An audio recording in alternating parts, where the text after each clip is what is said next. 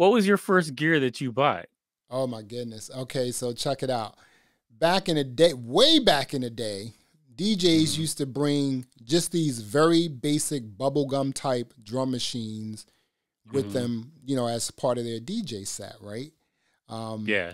And they would just have like the basic, you know, 80s sort of sound, you know, the 80s kicks, you know, the 80s snares and claps and everything. And, you know, you would just, it was almost like it was the beatbox first, and then people started doing a human beatbox, right? So DJs started using that. And a friend had one, and he gave it to me. I forget the brand, but I started using that. And then I really didn't like it because I was like, well, you can't do much with it. Like, there wasn't a step sequencer or anything like that, even though I didn't know what a step sequencer was. You know, I was like, you know, so I just kept DJing.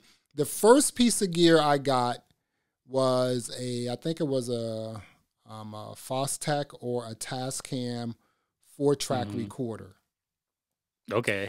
And dude, man, when I got that, and I was just like, oh wow, this is kind of crazy right here, right? Because I can record things at least 4 times on top of each other, but then I can record them 4 times on top of each other again, and then keep doing that over and over again, right? Yeah, so I used to make these, right? So I used to make these medley DJ mixes where it sounded like I was playing like 20 or 30 songs all at the same time. And you know, you're just super. yeah, so and then like just give them out at school and everything. Like, yo, check this out! It's the super duper mix, you know. That was the first one. I think I bought it at a pawn shop. I think it was either I think it was a Fostech or a Tascam. Maybe a Tascam. You know, 4-track dude. You know, use the cassette tape. Best thing I ever bought. I wish I still had it too. Yeah, for me, initially I wasn't that into it. I just like listening to music. Like my dad had a record player, and he had a bunch of like gospel and soul records and stuff like that. So I used to have big headphones on that's bigger than my head. And as a kid, I'm like 10 years old, I would just sit there and listen to music. And my sister, she was heavy into piano. She's like a concert pianist.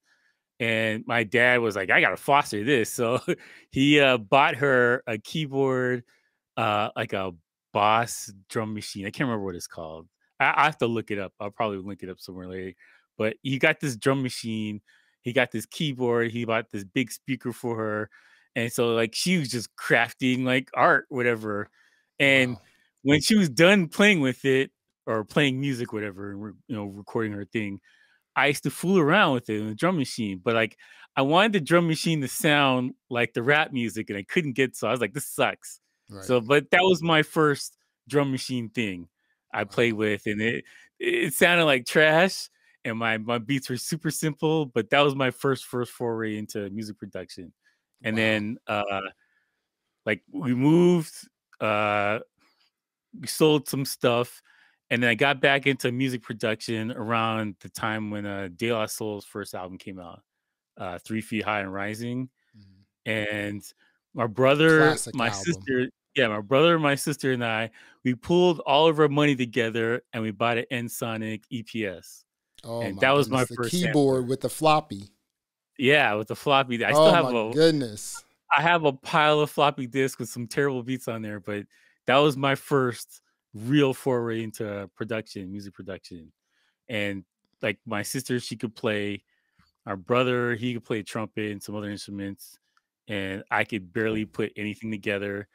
But we kind of like tag teamed and worked together for music, and that's how it started. That was like a $1,000 or $2,000 machine back then, wasn't it? It was a grip. It was a grip.